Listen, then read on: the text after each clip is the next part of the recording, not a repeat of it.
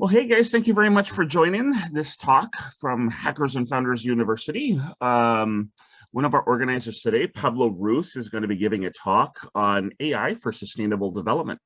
Pablo is the head of our Hackers and Founders Mexico community, and he runs a company called eleva, which is an AI consultancy, and he is a philosopher.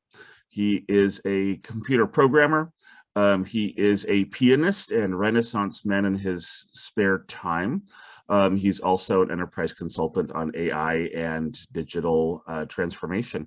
I'll tell you guys a little bit about Hackers and Founders if you haven't joined us before. What started off as a meetup about 15 years ago with me and a handful of dudes in a bar in San Jose, in Sunnyvale, California.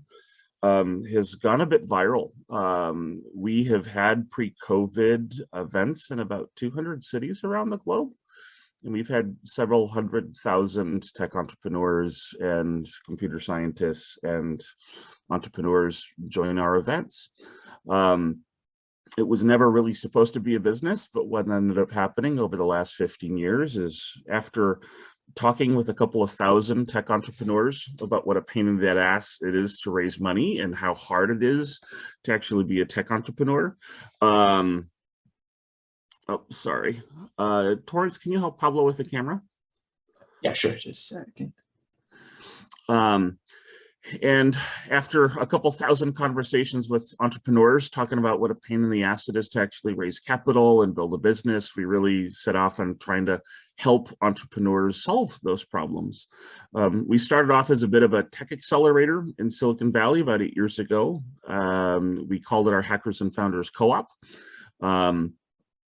And over the last 8 years, we built a portfolio of like 75 companies that we worked with. They'd raised a couple $100 million in follow-on funding. We had 9 acquisitions. And the latest phase of what we've actually been doing is we have been working with technology companies and technology ecosystems around the world and helping them access capital markets, i.e. helping them IPO. So we've been working pretty closely with the London Stock Exchange, and our first IPO hopefully should actually happen later on this summer. One of the key elements in any technology ecosystem for investors to be able to invest in tech entrepreneurs profitably is for them to be able to have successful investments, i.e. have those investments IPO through a stock exchange or get acquired by another large company. So that has been kind of what we are focusing on. And we have probably about half a dozen companies that are interested in helping, list an IPO. So that's a bit about HF Capital. Pablo Ruz, can you hear me? Is your mic working okay? Yeah, just the camera wasn't working, Jonathan. Thank you. No, absolutely. So without any further ado, I will hand it over to Mr. Pablo Ruz and have him give his talk on AI for sustainable development. Pablo? Thank you. Yeah, thank you so much, Jonathan, and thank you everyone for joining, of course, and thank you to all the Hackers and Founders community for making the event possible. And so yeah, when talking about, I'll share my screen in just a moment, but when talking about AI and sustainable development, well, one of the challenges of these conferences, or one of the challenges of these webinars, is always that there's a fair amount of not definitions, but rather of different concepts, right? Because it's not just about AI. So some people might know a bit more about AI, but they might not that much about sustainable development, but it can also be the other way around. But as Jonathan has said, I do many things. So I always, this is a kind of thing that I've always loved talking about, about how to integrate fields that are seemingly not easily integrated, but that actually have a lot of connections if one takes the time to find those connections, more than an analytical process is more about synthesis, right? It's about finding this topic, how does it connect to this other topic, and how can we kind of like put them together? How do they overlap? So anyway, I really hope you will enjoy it. I'll share my screen and let's just start. Yep, share. And I think you can see my screen now, right? Yep, we can see your screen. Okay, wonderful. Thank you. Yeah, so as Jonathan said, I am a CEO of eleva Group, which is an AI and consulting firm, and I'm also the chapter organizer of HF Mexico City. So the purpose of the webinar is not just to give like an overview of AI for sustainable development, but rather how artificial intelligence can help us achieve the sustainable development goals. Of course, I'll go into that in just a moment in case you're not familiar with those goals. Or with the concept of sustainable development for that matter. So I will be giving an example at the end of how things can be integrated. So let's start with what is sustainable development, right? Because if we're talking about artificial intelligence and sustainable development, before we can actually answer the question of how do they relate to each other and how can we use one to favor the other, we need to understand what we're talking about. We need to understand the concepts behind the question. Many times, in fact, the true essence of these topics and of finding these connections is rephrasing the initial question. It has to do with the way, not so much in which you solve the problem, but the way in which you address it, the way in which you put that subject in front of you. You know, if you put it with some abstract words like this one, AI for sustainable development, then you might just start delving a lot into things that won't take you anywhere. And in many cases, you just want to understand the question properly. So it's important to see what's behind that question, what is the real purpose of what we're talking about here. So sustainable development, for those of you who might not be that familiar with the topic, is basically meeting the needs of the present, but without sacrificing those of future generations.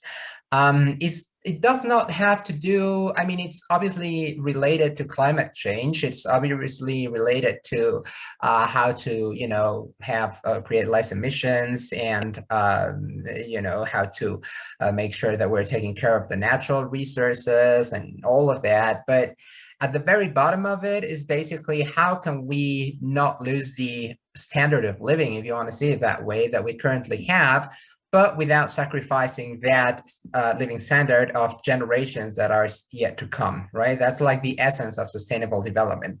One, of course, could spend a lot of time discussing what the true need is, right? One could say, well, maybe cars are not really a need because one can walk, or you can take the bicycle, or you can take a motorbike or whatever, you know, so you can't spend a lot of time discussing that.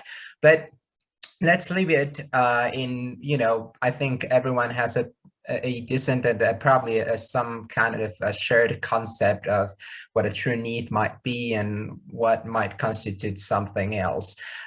So basically, it's how can we meet those needs today without sacrificing those of the future, you know, those of future generations.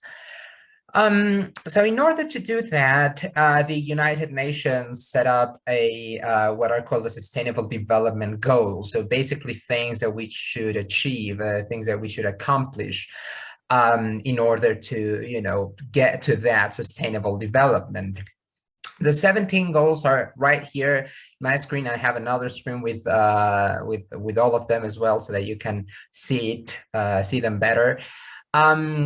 So as you can see, they not all of them have to do with climate. Most of them, I mean, some do, but others have to do with no poverty, for example. You also have industry, innovation, and infrastructure. You also have decent work and economic growth, peace, justice, and strong institutions. You have gender equality. You have quality education. So, I mean, obviously, what's top of mind right now for everyone is climate action, but it's much broader than that. And part of the idea behind the Sustainable Development Goals is that all of them are connected to each other.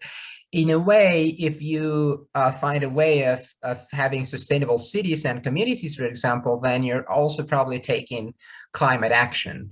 if you are taking climate action, you're probably protecting life below water, for example.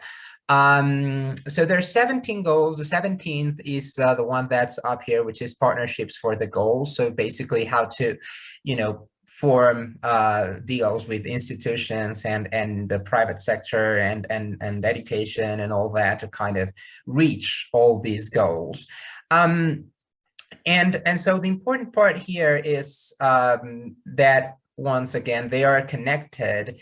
And the other thing that not all of them have to do with climate, they have to do with many, many things.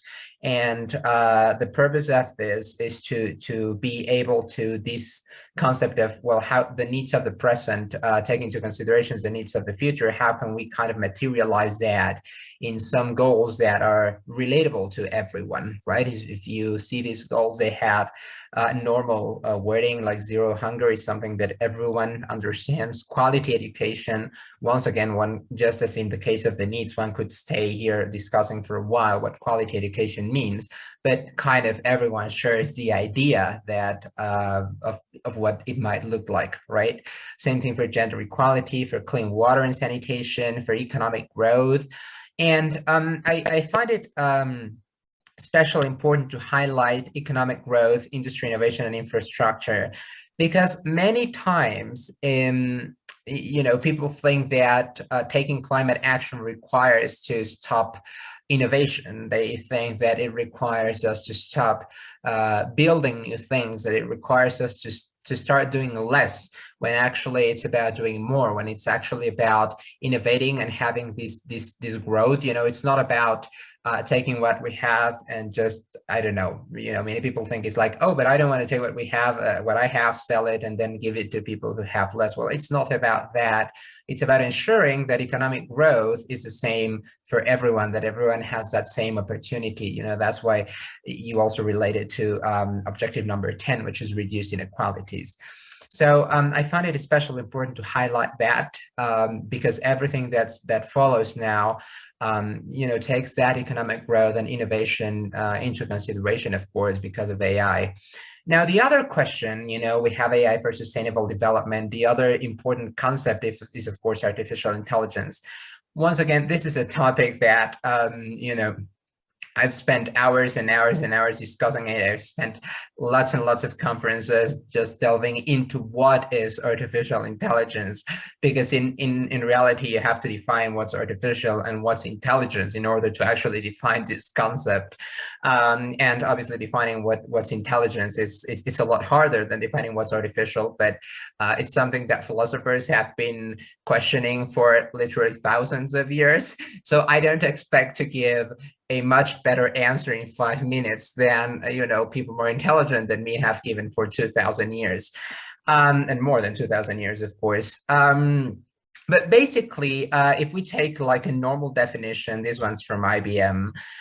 It's basically a field of computer sciences which combines robust data sets. So basically a lot of data. I'm assuming you might have heard of the importance of data right now, how data fuels like the big tech and all these massive companies to enable problem solving. So it's basically using a lot of data to see how you can address a particular problem, how you can address a problem that's in front of you. Sometimes artificial intelligence is compared to machine learning and deep learning. In theory, in practice, they're not the same thing. Machine learning and deep learning are soft fields of artificial intelligence. And there are many, many types of artificial intelligence. We won't go into that right now, but let's just basically say it's a bunch of data and computer power that allows us to solve problems, that we have in front of us. So now that we have more clarity into what artificial intelligence is, if we take these definitions and what sustainable development is as well, then we might actually be ready to rephrase our initial question, right? Our initial statement. So we have, how can AI help us achieve the SDGs?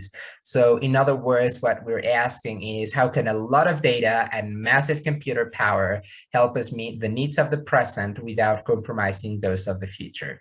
In other words, all the information that surrounds us, how can all this information and how can all this data that we have next to us help us fulfill the needs that we currently have, while at the same time taking into consideration those of future generations, right? So that's basically what we're looking at. That's basically the problem that we have in front of us.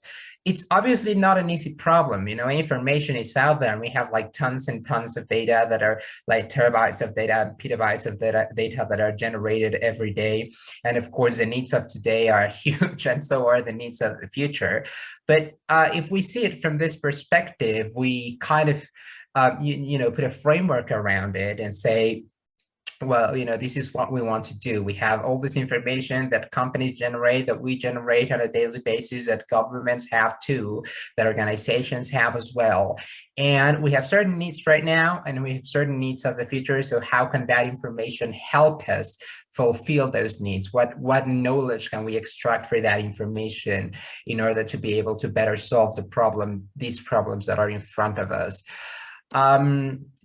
So there are two things that are vital to take into consideration here, and this is something that I always highlight whenever I'm either giving conferences or speaking on TV or whatever. There's a huge difference between the process and the product, and you have to address both. And this is like more from an ethical standpoint. I don't think it is right to say I have a wonderful product that will help solve many needs, but I'm treating my employees as if they didn't deserve any respect. I'm just actually making them work extra hours, and I'm contaminating the water because it's for a greater good, or whatever. Once again, this is a philosophical question of if the needs of the future. I forgot the exact question in English, but basically, if the end is justifying the means. Many people might have different opinions on that, but my perspective is that you should also take into consideration the process. It's also important. For those of us who develop technology, it's a lot, it's a temptation to say that what we're developing is just a tool, and that people can use that tool however they want, and it's no longer a problem. Well, I'm sorry, but it is, because tools have a purpose, tools have an intent. So in that sense, those of us who develop it need to make sure that while we're doing that, while we're in the process of developing those tools, we're not only taking into consideration the final product, but actually how we are developing that tool, in this case, how we are developing artificial intelligence. And I'm going to be connecting this to the SDGs in a moment. So let's assume, for example, you have the 17 Sustainable Development Goals here, So some of those goals will actually be addressed during the process. That is, while you're developing your AI solution or while you're developing your business. Some other goals might be addressed with the product itself, with whatever it is that you're developing. In this particular example that I have here, let's assume that you have something related to medicine or something like that. So within the process, you might take into, within the process, you might take into consideration life on land, because perhaps the natural resources that you're extracting them from a sustainable source, basically someone that, can guarantee that, the trees that you're using or something will be replaced again, and that more trees are being planted or something like that. So that's part of the process.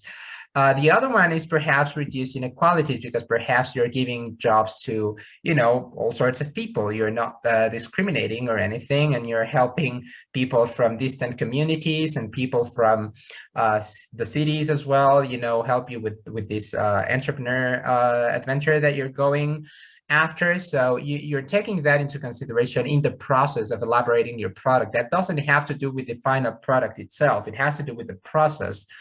Now, the final product, you might be taking climate action because this is, I don't know, more natural or something. Good health and well-being, obviously, if you're doing something related to medicine, and also decent work and economic growth, because you're assuming that people will be buying and selling this, right? So the final product is addressing some of the SDGs while the process while you're making that product is addressing other SDGs.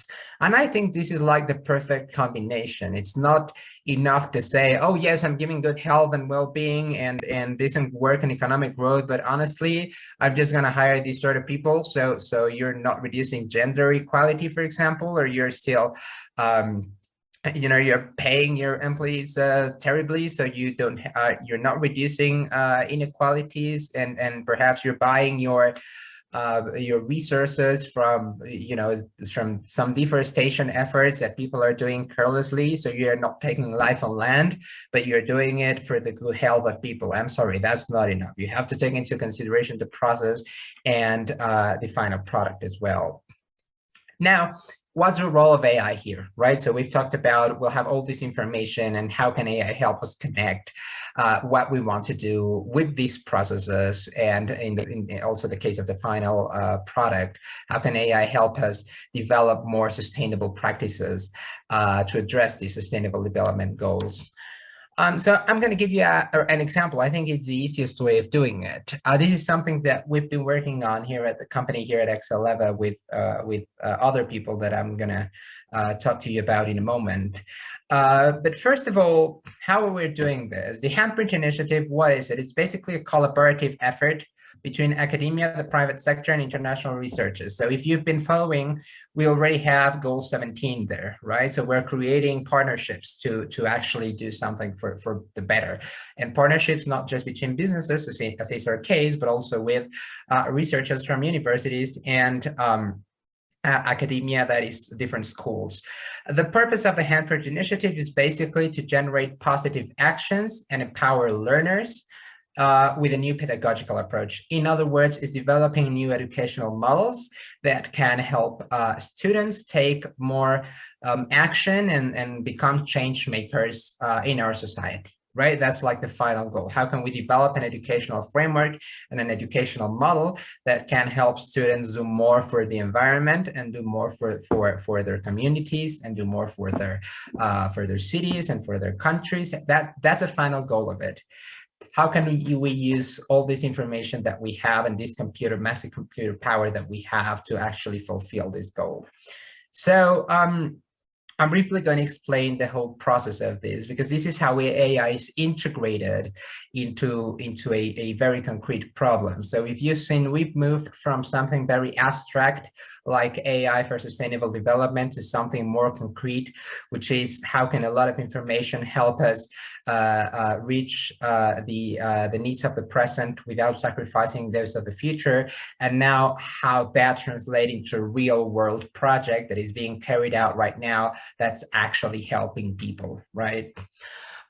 So basically, whenever you're dealing with AI, and obviously when you're dealing with sustainable development, the treatment that you give to all this information, it's not just like, oh, let's go into it and see what we find. There's a theoretical background behind. And it's important to have a theoretical background. I've seen many people, many efforts, both in terms of business and NGOs and all that, fail because they just said, oh, let's just follow what the data tells us. But it didn't make sense with a theoretical background that was developed for 80 years or whatever, for something that's been there for a while, and it suddenly stops working. So it is important whenever you're addressing the problem of how can we empower people, how can we empower students, how can we empower schools to become change makers. Well, how do the experts say we should do it, right? Before we start talking about the data, how do the experts of that particular field believe? What's the research that they've been doing? So in that sense, for this particular project, researchers from the agroecology department of Humboldt University in Berlin have given this theoretical background. They've said, okay, this is what you should be doing. These are the goals that we're pursuing. This is what education theory says. This is what we've discovered in the past I don't know, 10 years or 20 years or whatever, so you have a background, you have a theory behind that tells you this is what we should be doing. We should be addressing the issue with students in this particular way, telling them that they can do good for the environment, inviting them to do more initiatives, right? Then after that, you have to validate that model. You have a theoretical background that you believe it is true because that's what the experts in that field are telling you, but you somehow have to validate it.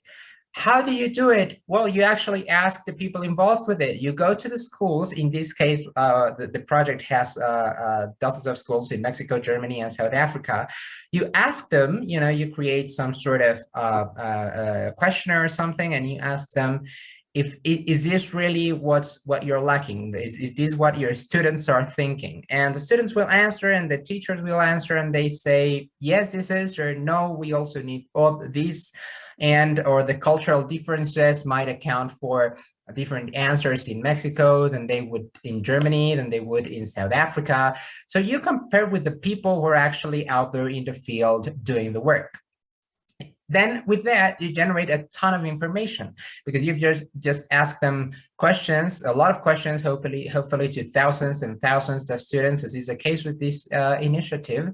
So then you compare that theoretical background to what the practical work is telling you, and that's where data and AI come to play. In this particular case, of course, you have to compare those two. You have to see if the data actually makes sense according to the background that you've been given by the professional researchers.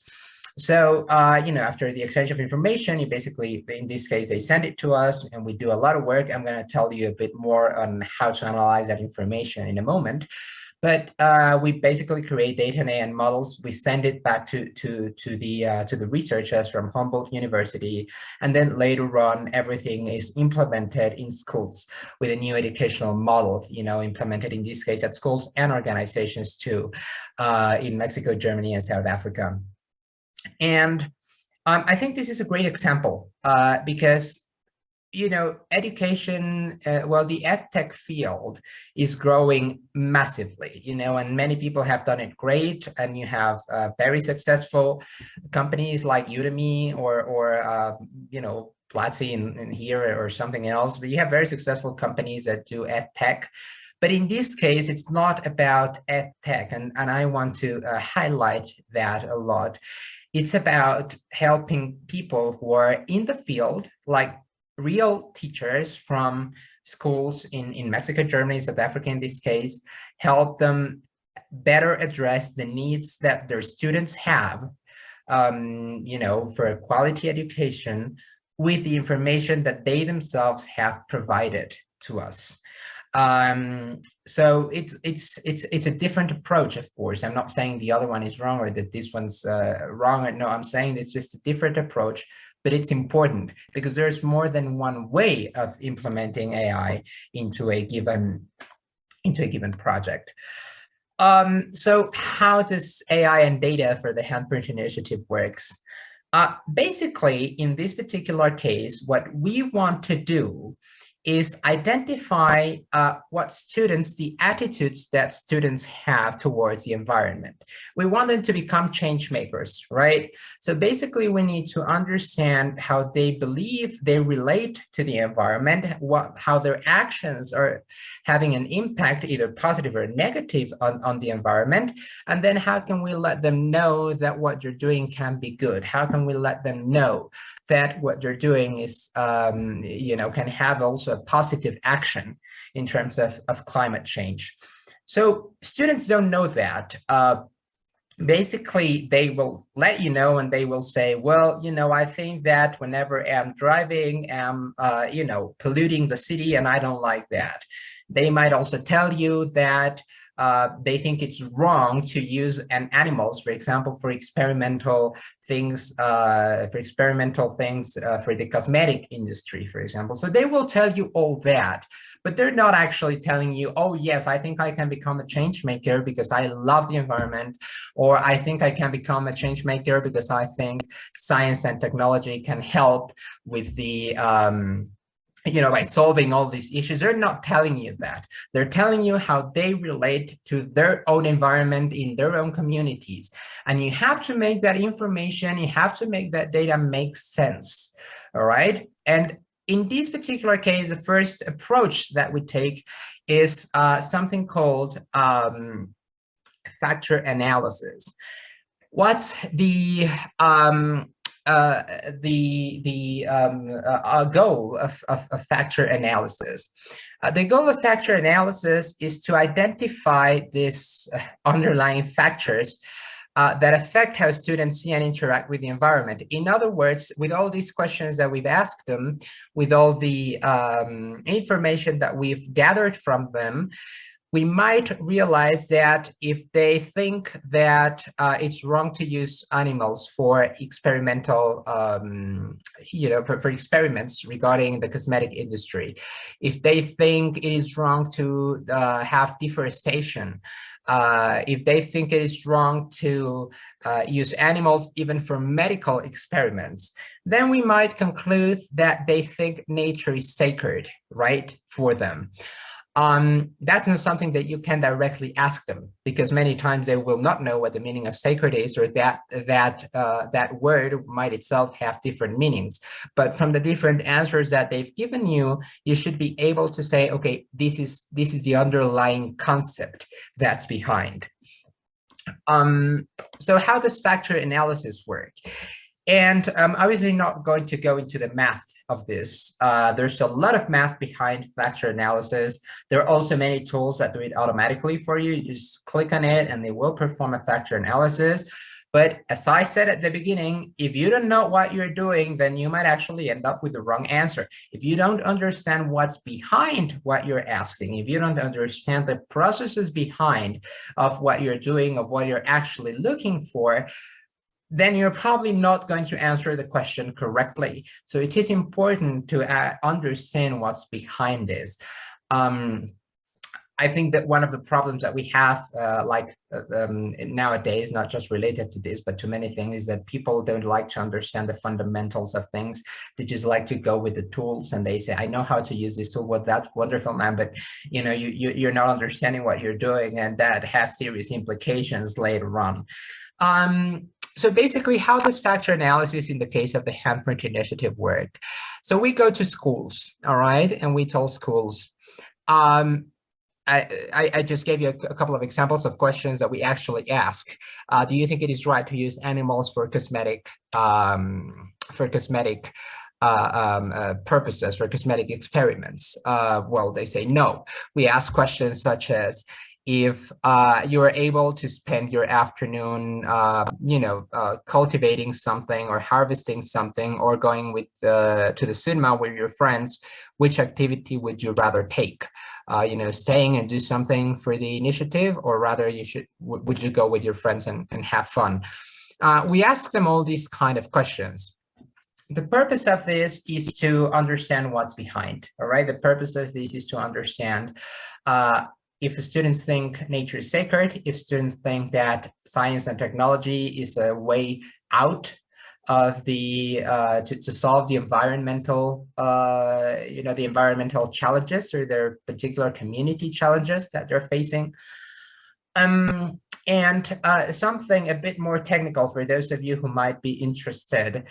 There is a very similar approach called principal component analysis, which is basically the same thing in terms of saying, well, what's behind all these questions and what's behind all this information that I'm asking? Because in many cases, it's not just real questions. In many cases, it's just information that you're gathering through what they write or what they do on a daily basis. But in any case, there's certain similarities, but they're actually different.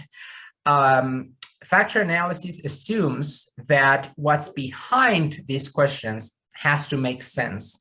In other words, it assumes that there is something called naturalism, which is thinking that nature is sacred, which is thinking that nature should be left alone so that we have not that much interaction with nature. So it makes sense. It's a concept that makes sense to us from a human standpoint. A principal component analysis assumes that there are certain variables like naturalism, but not that, that are made of other variables, and they don't necessarily have to make sense from a conceptual perspective. So it's different, like the intent that they have is different. Factor analysis assumes that there's something behind that should make sense. Principal component analysis, not necessarily. It doesn't mean that it's not going to make sense from a conceptual standpoint, but it doesn't necessarily have to make that sense. Just something more technical in case someone wondered. And the math of both is different. The math of factor analysis and the math of principal component analysis is different. And this is why I'm saying it's important to know what you're doing, because otherwise you just might go into some statistical software or something, or the programming if you're doing it on Python or whatever, and you might perform one test instead of the other when that's not the right thing to do.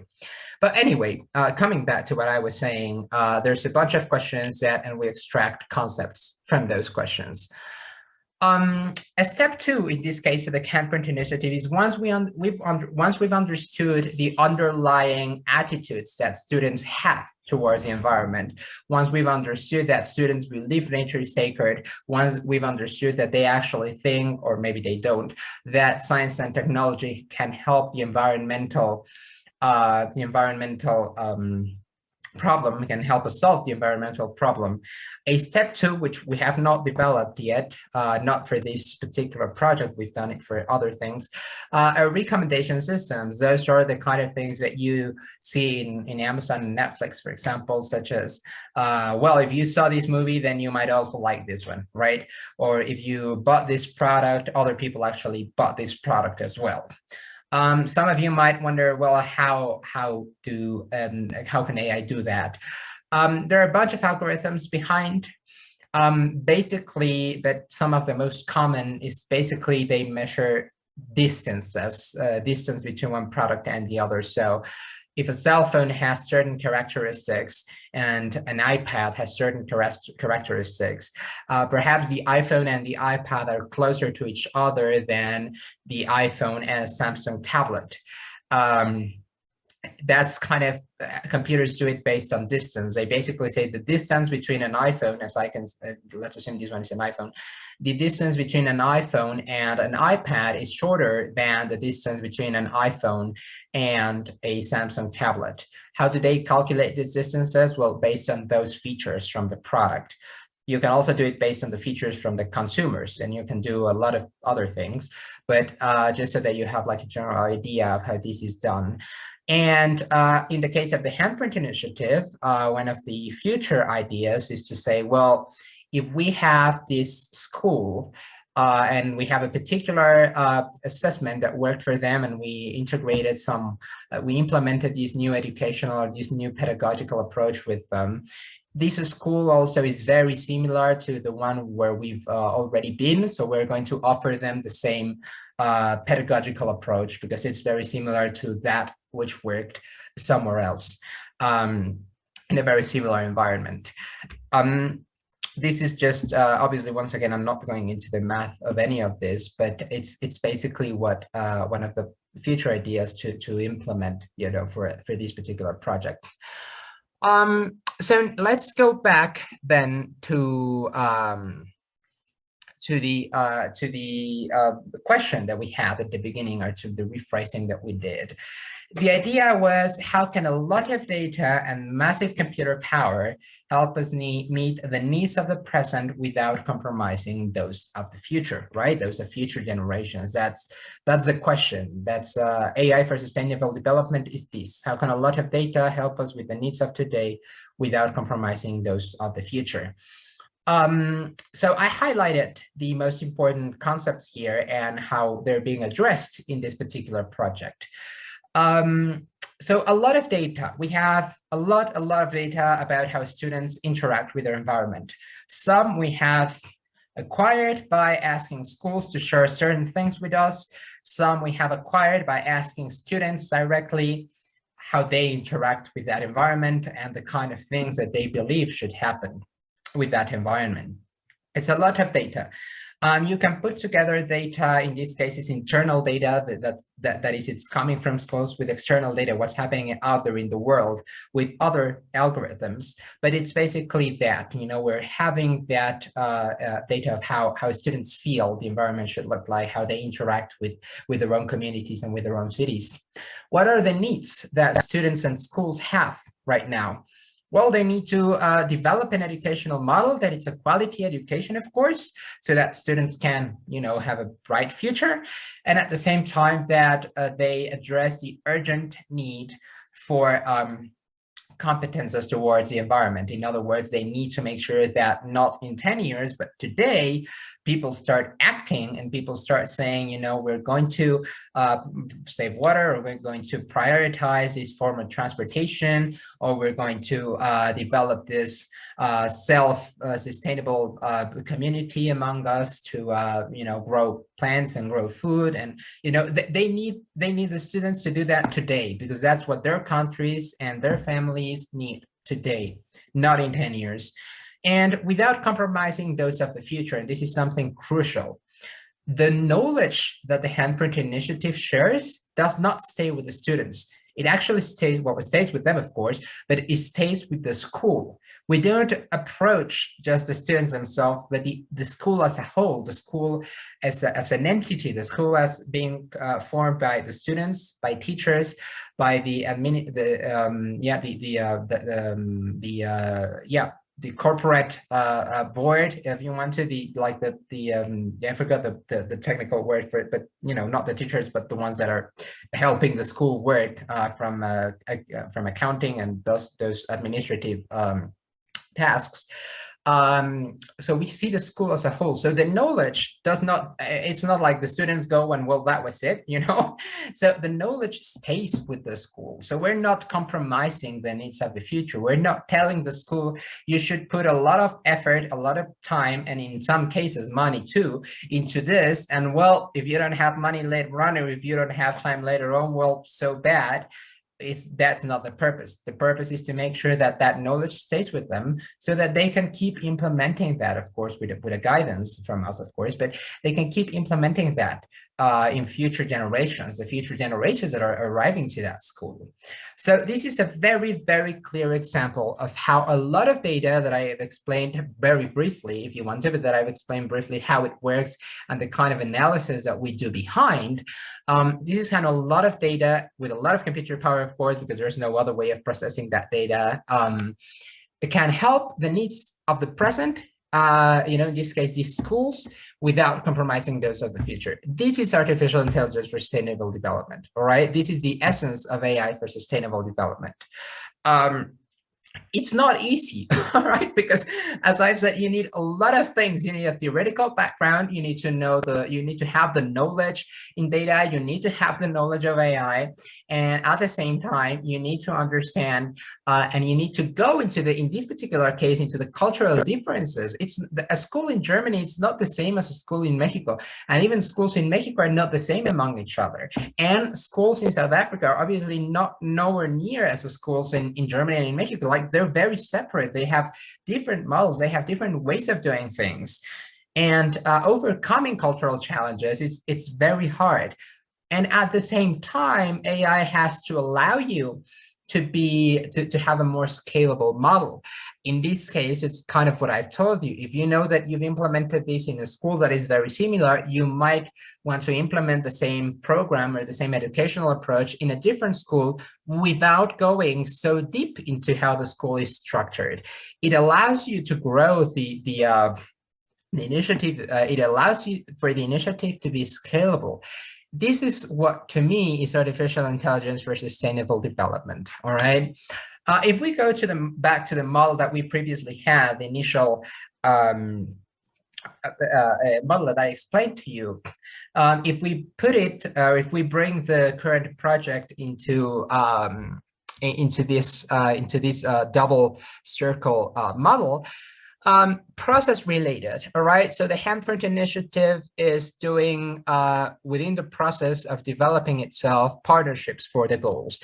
It's a partnership between researchers at Humboldt University in Berlin, one of the best in all this sustainable development initiatives, by the way, with the private sector, in this case, our company, eleva, and with the schools themselves, and in some cases we've also talked to certain government authorities to try to implement that, not just in a particular school but in a whole bunch of schools at the same time, dependent on I don't know, on the the Secretariat of Education or something. So we've done that too. So it's partnerships. We do that in the process. It's not the final product.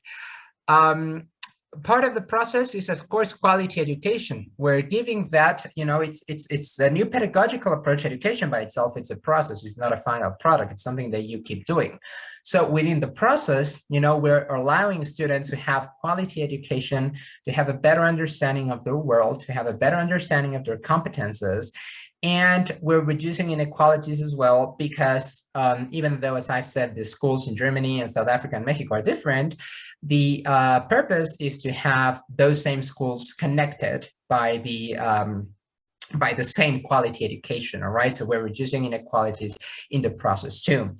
Now, related to the final product, we're obviously taking climate action, because the purpose is that once these new educational programs that, you know, once students have gone through them, they will start doing more things to help the environment.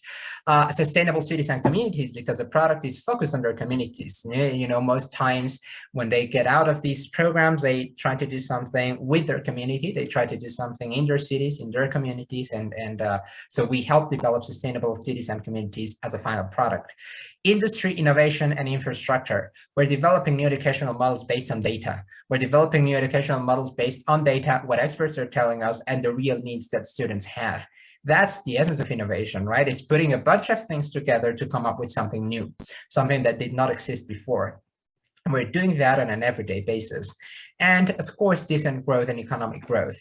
The idea of having a quality education, and this is why they're connected, is that later on, students will also be able to develop themselves in such a way that they are not, when they grow into adults, they are not striving to find food or to find job, but that they actually use all that they learned in the real world and help, you know, their countries develop, and they help themselves develop, of course. So this is how a project that uses AI at its heart to find new educational programs, to find new educational approaches, to find new ways of connecting to students, to find new attitudes that students have, and with that, develop these new tools can help sustainable development, of course. And I'm sure that you can start connecting all these dots. As I said, climate action, maybe one particular student is doing something to protect life on land, so it might also go here. But this is like the overall approach that we're taking, and we're doing this with an AI-based, systems and AI-based approaches. So just to wrap up before I let you ask all the questions that you may have, I wanted to tell you about other businesses that are using or other organizations that are committed to accomplishing the SDGs, because this is not something just what I told you is not just particular of the Handprint initiative, but there are other organizations that we've been in contact with that are also very concerned with this, right? Just so that you see some other examples. One of them is called Girl Power Talk. They're in India. They're basically an organization that empowers young people as well to help them develop new competences in terms of personal growth, professional growth, marketing, all that. They're committed to quality education. They opened a school for underprivileged children in India. Gender equality. They provide. Well, that's obviously. I mean, that's relatable to their name itself. But they provide actionable strategies based on experience to not just to themselves, but other organizations that also want to promote gender equality and inclusion within their own organizations. So they, you know, they also provide, they're also very committed to goal number 5. Goal number 8, as I said, they're concerned with their own people being able to grow professionally. So they provide opportunities to leaders in over 15 countries, mostly in Asia, And they consciously break down walls and put bridges to provide a safe environment in terms of the reduced inequalities, right? So they do it with a lot of women and within their own environment. So they're very committed to this, and they do this on an everyday basis. And of course, my company does too. We've always believed that AI technology and businesses have to be used for good purposes, not just by partnering with other initiatives like the Handprint initiative, like we have with researchers from different parts of the world. But we also believe that partnerships for the goals are essential. We understand that this is not something that can be addressed by businesses alone, by governments alone. This is something that should be addressed by all actors at the same time. So partnerships are essential to us. They're the essence of what we try to do.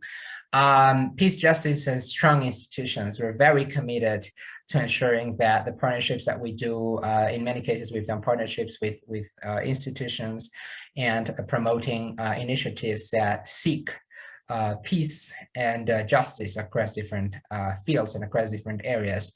We do this in all our developments too. We understand, many of you might have heard the case of AI systems discriminating, certain things. That's unfair. Discriminating certain people, that's unfair. So justice for us is very important. Reducing inequalities is the same case that I was saying right now. Let's not discriminate certain people. Let's not let the AI system discriminate certain people. Industry, innovation, infrastructure. We try to put technology in as many places as we can that really helps businesses, that helps our clients, that helps people on an everyday basis. And we try to innovate. And innovation is not just coming out with new techniques. It's not coming out with new ways of, analyzing natural language. We do a lot of natural language processing. It's not just about that. It's how can we use some of the knowledge that we already have? How can we use this tool for this particular goal, right? That's a lot of innovation too. And of course, decent work and economic growth, we're a business. We know that money is necessary to implement new initiatives. We know that money is necessary so that people can live a financially stable life. So we're committed to all this, and we do this on an everyday basis. The Handprint initiative is just an example, but we have other projects that we've supported and other clients that we have that seek to do a lot of this. And it's possible. As I said, it's not easy. All right, it's a bunch of things that you have to do, but it is possible to do it. So with that, I think that's it for today's webinar. You can always find me at my email, which is pablo@eleva.com, or my LinkedIn is there, Pablo A. Ruz Salmones, which is my full name. And now I'm open to all the questions that you may have. Thank you. Pablo, thank you very, very much for that talk. Really interesting, really insightful in terms of what you guys are doing in terms of educational modalities in different countries in Germany, Mexico, and South Africa. There is one question, and if you were listening to the presentation and have any questions, please drop it in the Q&A or in the chat. You can also email it at hfuniversity@hf.cx. The question that we actually had from Antonio Hyder, and I can turn my camera on here, is, so do you systematize data collection and then use factor analysis? Can you do that for non-observable phenomena? Can you actually do that for things that aren't necessarily in meat space, for instance?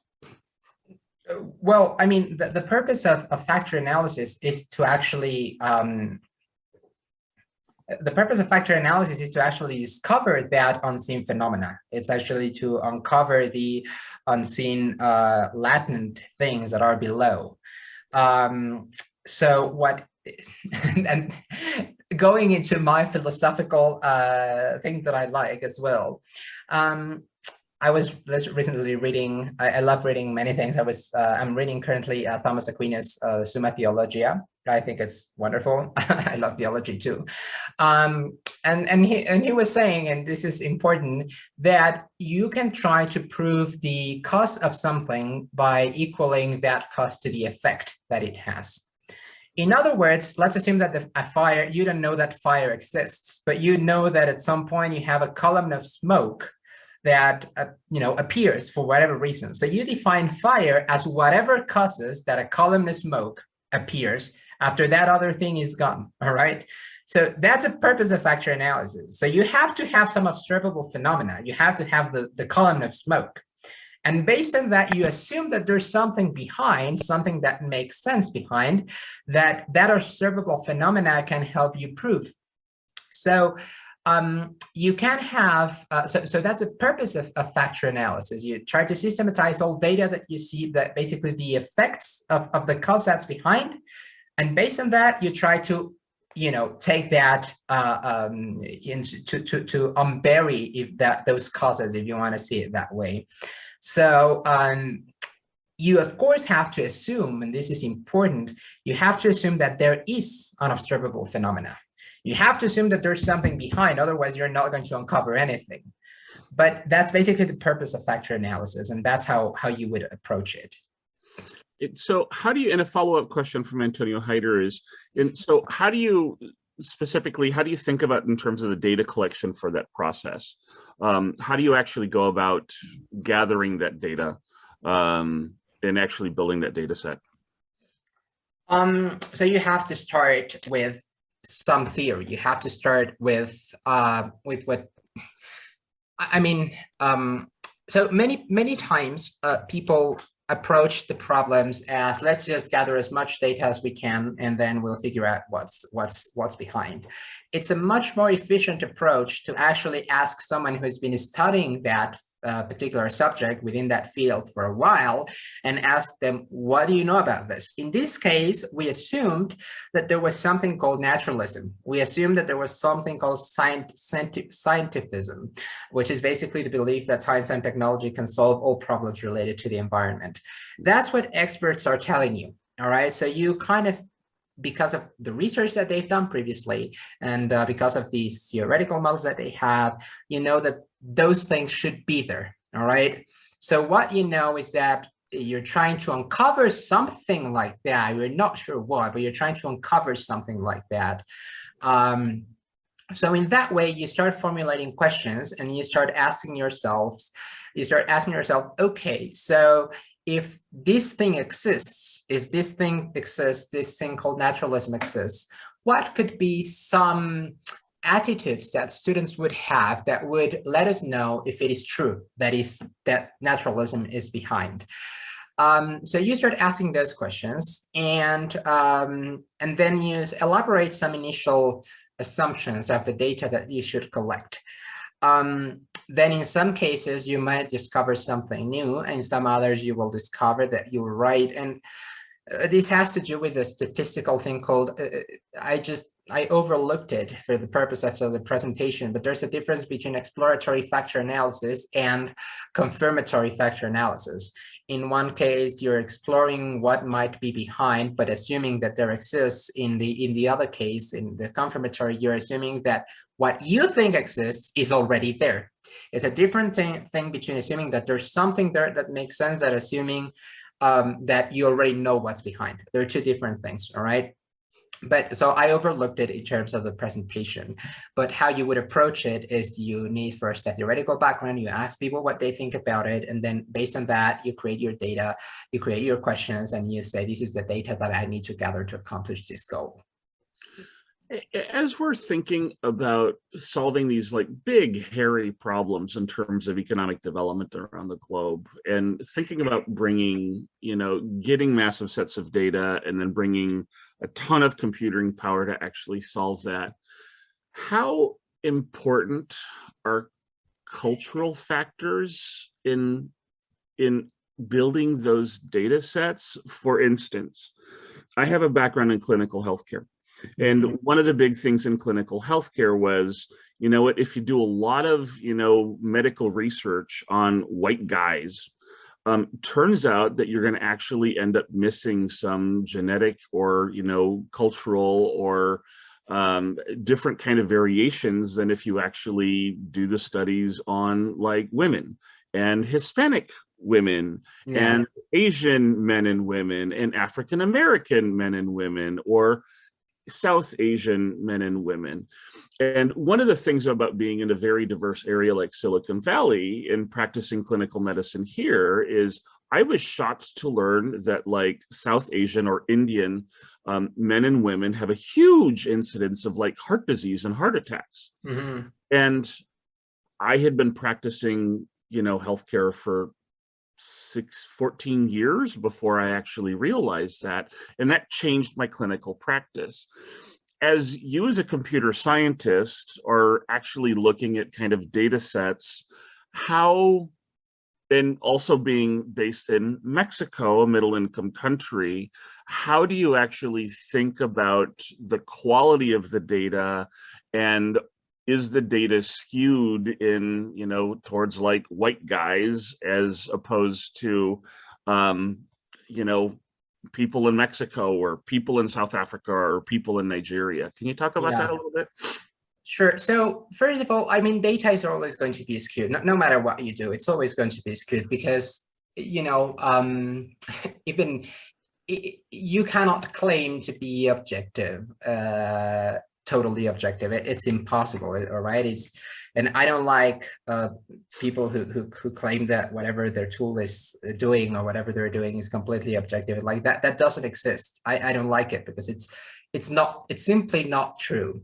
So you have to assume that there's going to be certain bias in in the information that you're gathering. But the important thing is to understand the bias that's behind. All right. The important thing is, well, of course, you want to eliminate as much as you can of it, but more important than that is to understand why that bias exists and what that bias is telling you. So in that particular case, I can tell you that the data gathering system in Mexico, for example, from the government is probably not as great as the data gathering system that exists in the United States, all right? Or the data gathering system that exists in Europe. I know that. But I know that because I live here. So so whenever I'm analyzing data, I know that perhaps there's going to be a difference, with the final results that I'll be getting, that I have to account for. All right, these guys might actually be not purposely lying, but it might not be as reliable. But then the important thing in the end is that things work. I mean, the important thing in the end is that data it's not how precise your data is, but rather how you can make that data work for the goal that you have. So cultural differences in the case of education, for example, our goal is not to put the same program for every single school. We have to account for cultural differences. And I think that one of the issues with technology is that many times people who control technology or people who develop technology tend to think that the rest of the world will think like them. They tend to think that the rest of the world is just going to work like them, when a much better approach would be, let me give you a very clear example. Tesla cars, for example, this self-driving software that they've been promising for years. I've seen the projections, and I've seen the things that people, the value of the company and all that. And in no way can I imagine Tesla driving by itself in the streets near my house. Like it just won't work, all right? Not as it is at this point in time. So when people say that technology is here to change the world, the question is it going to change the world, or is it going to change your world? That's a hugely different thing. And so, and if you address the question of how am I going to change my world, or how is this going to change the world that I'm surrounded by, then you understand that you're actually taking cultural differences into consideration. Whereas if you think that the data that you're gathering is equally reliable for the rest of the world and you can use it as is for the rest of the world, I'm sorry, you're going to eventually arrive at a wall that you're not going to be able to cross. It's as simply as that. It's not, the digital world tends to be very ideal, and people tend to think, that the digital world is very ideal in the sense that, well, I just send the data, receive the data, perform this, and it works and all that. but people are living real lives, not in a digital world. So you do have to account for those differences. And that's why I was saying the Handprint initiative in this case, this particular project does not have the idea of creating a net tech platform, and not at this point in time. It's let's go with the teachers that are actually working with the students at that point in time. It's not about bring more videos to students, so that they learn more. It's work with the people that are there in front of the students, telling them how things should be, helping them grow, helping them work with them. They are the ones who have the real world knowledge that your data does not yet have, so you have to work together with them. And it's a slower process. It is, there's nothing you can do about that. So the purpose is something scalable, hopefully that grows faster and faster so that people can have more benefits out of this. But at the same time, you have to understand that it takes time to help people learn. It takes time to help people develop themselves. Can you double click a little bit? I love the Tesla example of, can you have everyone, and in Silicon Valley a couple of years ago, everybody was talking about self-driving cars, self-driving cars, self-driving cars. And I actually think that Waymo is going to have like self-driving taxis in San Francisco now. I think they just are starting that. But the idea that you would have like a self-driving Tesla in Mexico City with some of the world's worst traffic, or in Lagos, Nigeria, it is kind of mind-blowing, especially when you think about like the cybersecurity implications. So there were some cybersecurity researchers that essentially broke a Tesla's self-driving mechanism by putting the car in a parking lot and taking salt and drawing a circle of salt around the Tesla. The car wouldn't move, it wouldn't go forward, it wouldn't go backward, it wouldn't go anywhere. Why? Because the AI is trained on US streets where you have white lines and you're not supposed to cross the white line because that actually will make you go into the ditch. Whereas if you just draw a circle of salt around it, it's like you have now, summoned a circle of protection to, save the world from the demons of Tesla with salt around. And now, can you talk a little bit about the cybersecurity implications of some of those data sets? And especially being in Latin America, cybersecurity and security issues in general tend to be a lot more concerning than necessarily they are in the US. Yeah, I think that well, cybersecurity is also closely related to privacy, right? It's about, in the end, it's about stealing people's data. In the end, it's about people you don't want to know, people knowing something you don't want them to know, in the end, it's that. Well, of course, it can turn into something a lot more dangerous, like hacking the car while it's driving itself. It's not just in that case, your life is in danger. But I think that, so in Mexico, for example, a while ago, there was the Mexican government, the previous administration that was here, like from 2012 to 2018, hired an Israeli software called Pegasus, which used to hack into people's cell phones, basically. And sometimes it is thought that, in this case, in Mexico, it was thought until then that the Mexican government did not have the strength to do what governments in other parts of the world do. In other words, well, everyone knows that China has all this massive system by which they know everything about the people living there. I have my thoughts that the US government has the same thing, but that's an independent topic. They absolutely do. Well, yeah, I had that thought. I always did. I just they wouldn't accept it. It's a different thing. That's a different story. But until then, people used to think that many developing countries, Mexico included, the state, the Mexican government or the Mexican state did not have the strength to do all that, to go into people's lives. And they suddenly realized it was true and that they were doing it, and then they have been doing it for years. So the problem here is that those cybersecurity implications, let's assume that politicians, and it's just, if you saw the different hearings that there were in the US Congress, for example, it was very, very clear that politicians had no idea what the tech was about, and that tech people had no idea what politics was about. There was a complete miscommunication between the two. All right, they didn't know what the other side was supposed to be doing, and they did not understand what the other side wanted.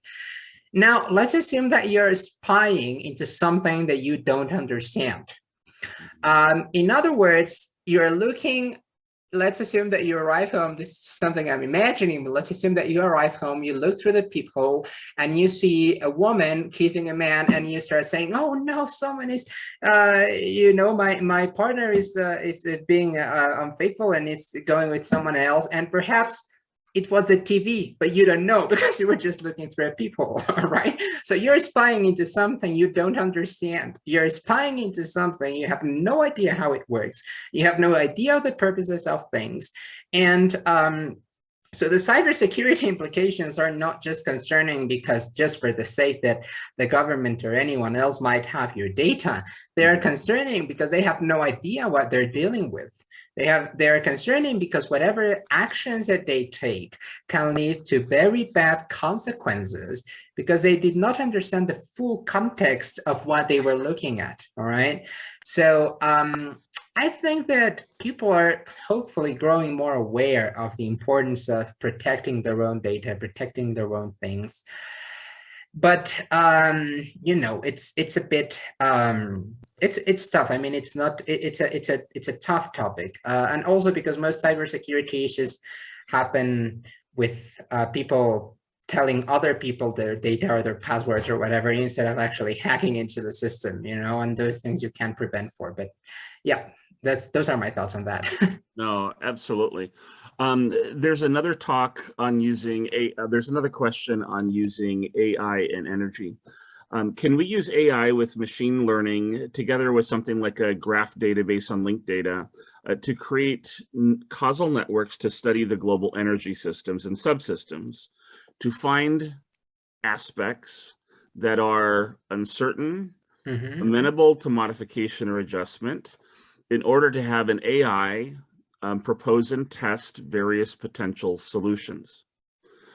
Could we actually use Bayesian inference to reverse engineer system dynamics and then Monte Carlo simulation to explore solutions that might give us traction to our sustainability?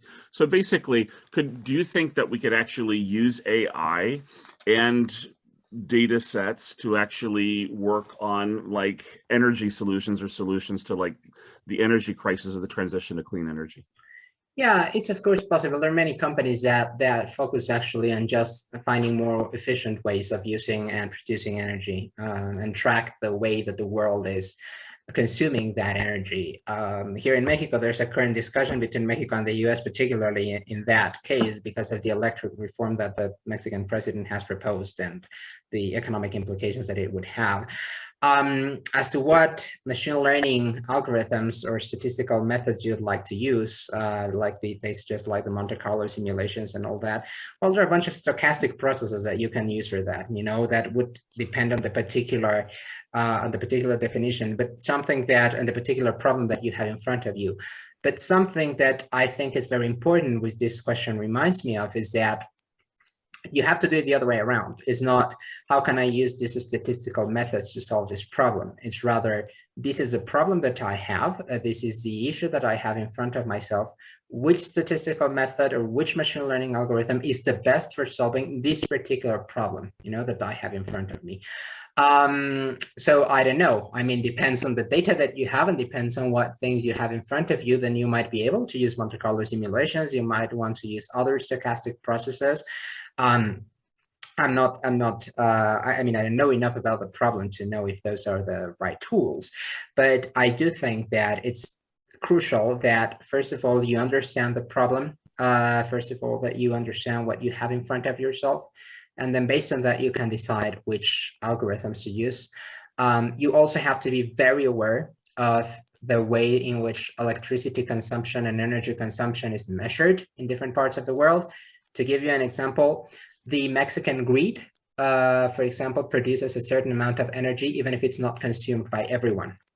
you need to have more energy than it's going to be consumed by people, ideally, so that you don't suddenly have blackouts. So where are you taking that data from? Because you might realize that you add a bunch of new homes, perhaps, and the electrical grid doesn't change that much. Well, obviously you're having more energy that's being used, but the electrical grid is still producing the same thing because it's within the safe zone, if you want to say it that way. I don't know the technical term. I'm not an electrician, but within the safe zone, where you don't need to produce more energy. So where are you gathering that data from is also very important. And I could kind of tag onto that. There's a company out of Spain called Rated Power. And what they have actually done is they actually use an AI to design solar power plants. So you essentially endpoint the topography of a piece of property that you actually have, the desired kind of power output characteristics, and then they actually use a genetic algorithm to actually iterate through what panel layout, what panel should I use, what controller should I use, what angle, what system should I actually use, and an engineering process that would normally take months, which is designing a solar farm. They can actually develop an optimized solution in like minutes.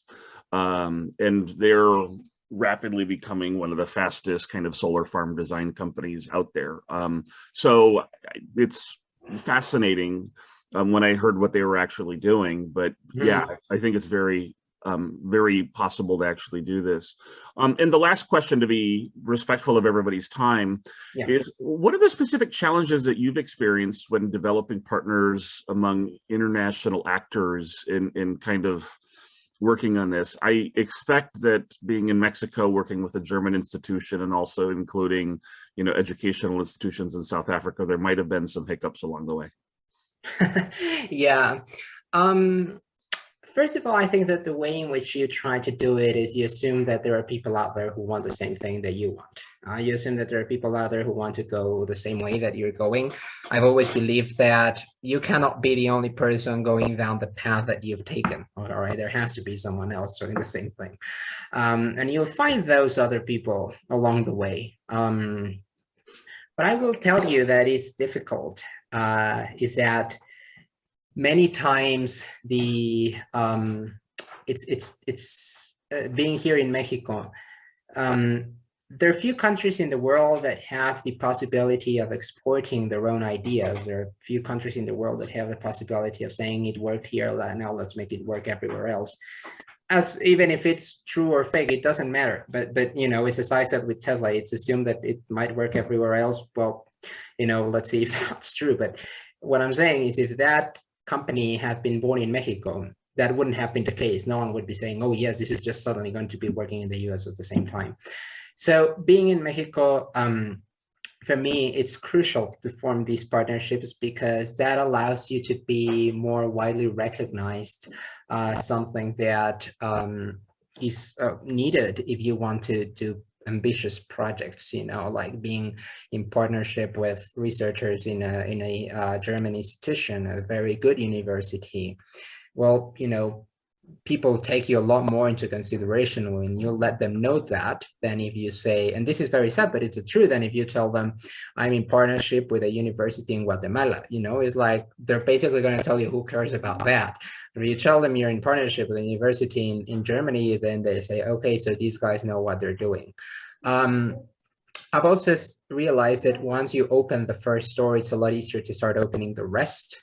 So once you have that first partnership with the university there, then it's a lot easier to precisely onboard other people from different parts of the world and tell them, you know, it's not just us, but it's someone from Germany or someone from a different country. And it's also the same thing when it comes to one's, you know, the personal growth that you have.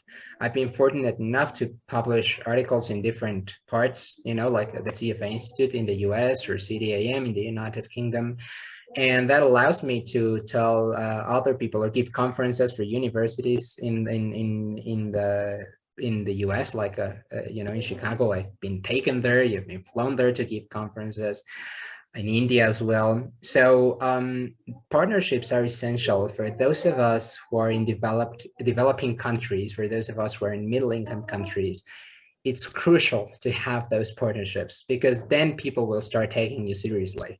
When you have partnerships with first world countries, with these other institutions, people will say, okay, these guys know what they're doing, and then you can start growing a lot more. It's a much tougher thing than if you are already born into one of those places. You know, I've known it. I've been fortunate to meet a lot of people who have been born there. And just to close up, wrap up rather with a reflection on that. When it comes to entrepreneurship, you know, when it comes to starting your own company, people sometimes think that, and they like to think, and if you ask most entrepreneurs, particularly the very famous ones, they'll tell you that luck has nothing to do with it. I'm sorry, it has a lot to do with it. All right. What you call luck, other people might call privilege, you know, myself included. I was born into a privileged family that was able to give me the education that I wanted, that I was able to support in the different activities that I wanted, that was able to say, you know, if he wants to learn piano, then let him learn piano. Let's put an instrument here. Many people don't have those opportunities, you know. That's pure luck. You didn't do anything to deserve that. You're just born into it. That's a lot of luck. And I think you have to understand that you're lucky, and you have to understand that you're very privileged, and you shouldn't deny that. You should say, I was privileged, I was lucky. Me personally, I was, of course. And then what good thing am I going to do with that? What good thing am I going to do with that privilege, with that luck? And stop denying and stop saying that everything that you've done is just because, you know, you're the most intelligent and because you worked so hard. Yes, of course, work has a lot to do with it, but it's a lot easier if you're in a certain position than if you're in a different position, all right? I've had the opportunity to go and give concerts in different parts of Mexico. The last kind of like tour that I gave was in the southern part of Mexico, in very, very poor communities, all right? And I saw people that had such great musical potential, that had this spark that you don't find in anyone, you know, that this spark. And I knew that those people were probably never going to leave their communities, you know? And that reminds me every time of how lucky I am and how privileged I am that I was able to do that. So coming from a developing country, I can see the struggles that people have, you know, the many struggles that people have. And at the same time, I can say to myself, I'm privileged in this way, and I'm going to use this for something better or for something good, right? So it's this, it's curious. You have like both sides of what you're of the spectrum, and you try to put them together and work the best way, you know, with those two things. Pablo, thank you very, very much for an excellent talk, for an excellent presentation. Justin, you asked where are we going to be able to find the video when this is done. We'll actually probably post it on our Hackers and Founders YouTube channel, and we'll also email it out to the attendees. Pablo, excellent job. Thank you very much. And thank you very much for everybody who attended. We'll guys talk soon. Thank you. Thank you, everyone. Have a great Bye. weekend. Thanks.